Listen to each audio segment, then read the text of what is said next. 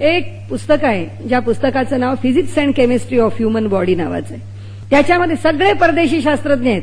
दुर्दैवाने आमच्या देशामध्ये मंत्रशास्त्र आहे, आमच्या देशामध्ये योगशास्त्र आहे, पण त्या शास्त्राचं महत्व जाणण्याकरता आम्ही नाही प्रयोग केले, परदेशी लोकांनी अधिक प्रयोग केले. त्यामध्ये एक शास्त्रज्ञ, हा जो physics and chemistry of human body नावाचं पुस्तक ज्यांनी लिहिलंय, तो शास्त्रज्ञ असं म्हणतो की मला दिवसातले फक्त तुमची 5 मिनिटं द्या. हे संबंध जग जर आरोग्य संपन्न करायचं असेल आणि मानसिक रित्या ज्या प्रकारे मनुष्य जगभर पछाडला गेलेला आहे, त्या सगळ्या मानसिक दौर्बल्यातून त्याला बाहेर काढायचं असेल तर तो शास्त्रज्ञ म्हणतो मला 5 मिनिटं द्या. त्यांनी हिशोब काय मांडलाय आपल्याला सांगते. तो असं सांगतो की एका सेकंदाला माणसाच्या रक्तापासून सुरुवात करा म्हणतो तो, की माणसाच्या रक्तामध्ये असणाऱ्या ज्या पेशी आहेत त्या पेशींचा तो विचार तिथून मांडायला सुरुवात करतो. तो म्हणतो की रक्तामध्ये जो चयापचय म्हणजे शरीरात ज्याला आपण बॉडी मेटाबॉलिझम म्हणतो, त्याच्यामध्ये झीज आणि भर ही होत असते. प्रत्येक क्षणाला पेशी मरत असतात, प्रत्येक क्षणाला पेशी जन्माला येत असतात. त्यांनी सांगितलं रक्तांच्या पेशीपासून सुरुवात करू. रक्तातल्या पेशी ज्या आहेत त्या रक्तातल्या पेशी दर सेकंदाला 30 लक्ष पेशी मरत असतात आणि 30 लक्ष पेशी नव्याने जन्माला येतात. त्या संबंध दिवसामध्ये ह्या पद्धतीने त्या पेशींच्या पातळीवरती झीज भर होत असते.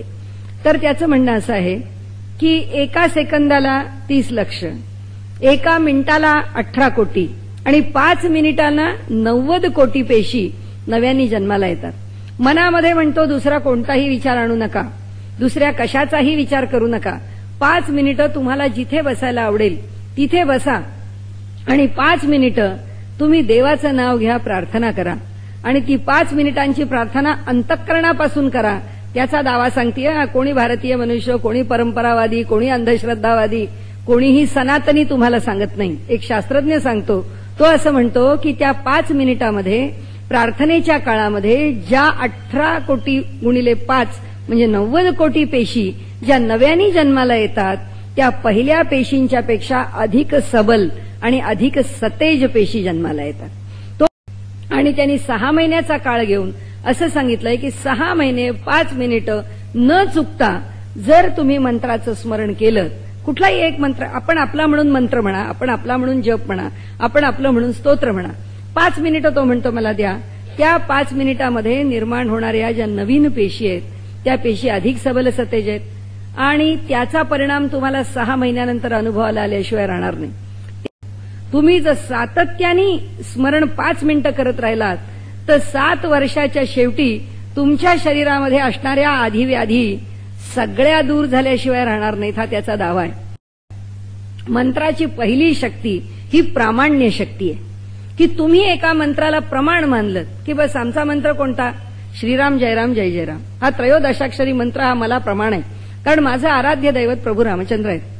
तर ते जर आम्ही एकदा प्रमाणभूत मानलं आणि त्या मंत्राचा जर आम्ही जप सुरू केला तर ते म्हणाले त्या मंत्राला एकदा तुम्ही प्रमाण मानलं की पुन्हा 10 मंत्रांचा उच्चार करत बसण्याची तुम्हाला जरूर नाही. मंत्रशास्त्र असं सांगतं की जे केलं आहे त्याचं फळ मिळत नाही, या जगामध्ये ती रीतच नाही. या जगाचा नियमच आहे तो की जे केलं आहे त्याचं फळ मिळणारच.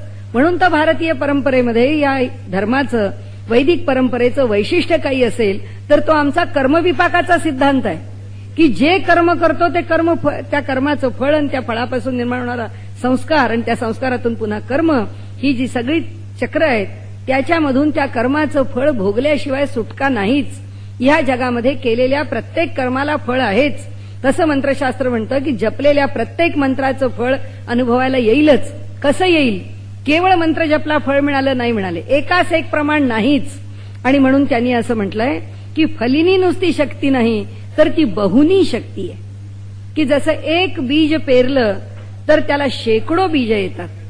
एक ज्वारीचा दाणा पेरला तर त्या कणसामध्ये 500 तरी दाणे असतात ज्वारीचे. तसं आहे म्हणाले की एक मंत्र स्वीकारला, मंत्र किती उच्चारला त्याच्यापेक्षा त्या मंत्राचं फल किती मिळालं. कारण ईश्वराच्या राज्यामधला न्यायच आहे हा की तो फलिनी आणि बहुनी आहे. नुसता फल नाही देत, तो अधिक फल देतो.